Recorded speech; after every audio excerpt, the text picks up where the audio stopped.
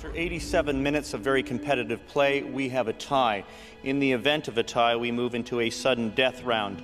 Each team is given the opportunity to choose their opponent. North Shore, who do you select? The girl, dude. The girl. Contestant Kraft. From Marymount, Ms. Carolyn Kraft. We picked the girl, too. And from North Shore, Ms. Caddy Heron. Wait, where am I? Oh no, I'm on the set of Mean Girls. Contestants, find the limit of this equation.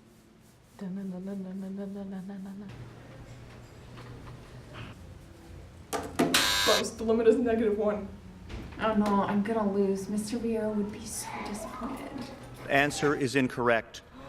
Now, we are in a sudden death. If Miss Heron can answer this problem correctly, we have a winner. Limits. Why can't I remember anything about limits? Oh yeah, that was the week Mr. Vieira made fun of me. Oh God, Julia couldn't stop laughing because I'm so funny. Okay, focus, Kerry. Hello, class. Everyone, please pay attention. Kerry, please stop talking. Today, we're learning about limits.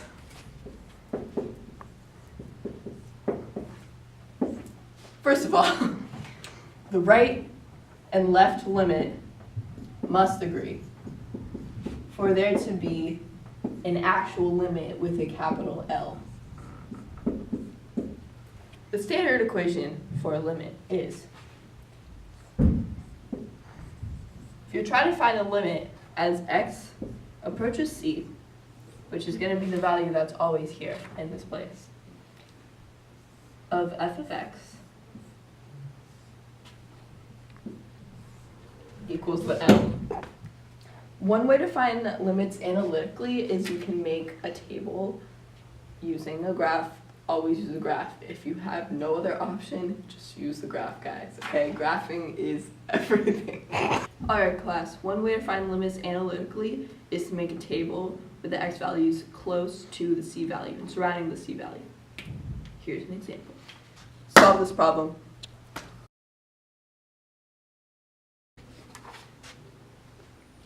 After graphing this equation, the next step you're going to do is press the trace button and input all of these x values, and you're going to get y values for each of them. So put them in the chart, and then whichever value it seems to be approaching is in the middle is what x is the limit. Okay, Kerry, you can do this. Think.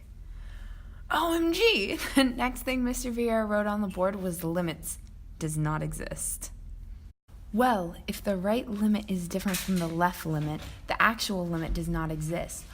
Also, if the graph is unbound, or if the left and right limits appear to be infinity, the limit does not exist. Finally, if this graph oscillates, which means it moves up and down, the limit does not exist.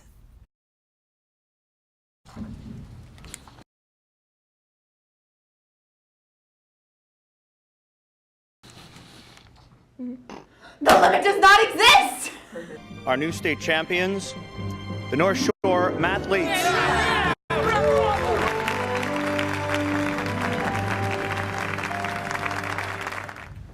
Never in my 14 years as an educator have I seen such difficult math problems.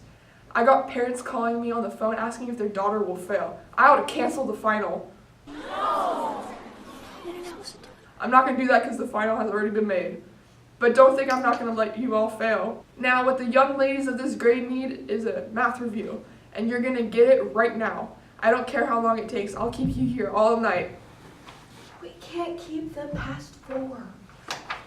I will keep you here until 3. Let's get started.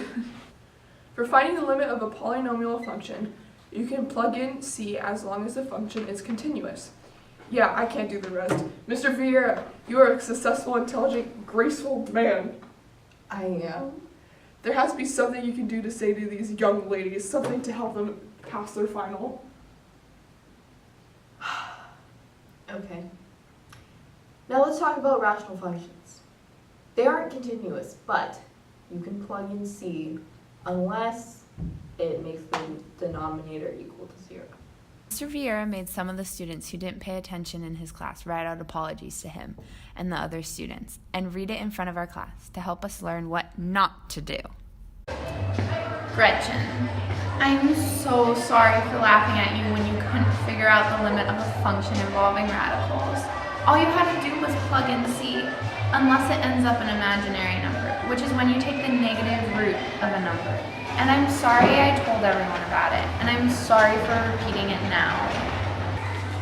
I wish we could all just learn how to find the limit of a composite function. You just plug in C into the inner function, and then plug it into the corner function. I wish we could all make a cake out of rainbows and then smile and then eat it and just all pass the final. She doesn't even go here. Do you even go to this school? No, I just have a lot of feelings. I'm sorry that people are jealous of me. I can't help that I'm smart and I know how to find a transcendental function. All you have to do is plug in C, as long as it is in the domain of the function. Duh. Guys, I can't figure out how to find the limit in an easy way. Oh no, Kerry. Why? It's so hard. We're gonna do something. We are. Limits are evil dictators. Now, how do you overthrow a dictator? You cut off their resources. One way is to use the dividing out technique. If you have, for example, the problem x squared plus 3x minus 10 over x minus 2, and you're trying to find the limit as x approaches negative 3, the first step is factoring out whatever can be factored. In this problem, it's the numerator. After you do this, look to see if anything can be crossed out. Then substitute in the value c for x and solve to find the limit. Also, when an expression consists of something over itself, like 0 over 0, or in this case, x minus 2 over x minus 2, it is called an indeterminate form. Another way is to use the rationalizing technique to rationalize the numerator by using the conjugate form. Girl, I got this one. If you have the problem find the limit as x approaches 0 of the function the square root of x plus 4 over x, the first step is multiplying the function by the conjugate form of the numerator, which would be square root x plus 4 minus 4. Then multiply it out and cancel out whatever you can simplify. Then substitute in c for x, here c equals 0, and solve to find the limit. I can do it. But what about the squeeze theorem? The squeeze theorem is if h of x is less than or equal to f of x, which is less than or equal to g of x, and the limit as x approaches c of g of x, and the limit as x approaches c of h of x both equal L, then the limit as x approaches c of f of x also equals L. In other words, basically, if you have two functions that are each either greater than or equal to and less than or equal to f of x, meaning that the two graphs are sandwiching the one in the middle, which is f of x, and the two outer graphs both have the same limit as x approaches c, then the middle function will also have the same limit. If all of that is holy, would you look at that special theorem? Of course they're all in the same test together. What are they? They're math royalty. If math class was US Weekly, they would always be on the cover. That one over there. That's the sine special theorem. It's one of the dumbest types of functions you'll ever come across. When you have sine x over x, the limit as x approaches 0 will always be 1. And that little one there, that's a cosine special theorem. It's totally rich because the dad invented the toaster strudel. When there's 1 minus cosine x over x, the limit as x approaches 0 will always be 0. And evil takes human form in the last special theorem. Don't be fooled. It may seem like your average special theorem, but in reality, it's much more than that. It's the queen bee, the star. When you have 1 plus x to the power of 1 over x, the limit as x approaches 0 is always e.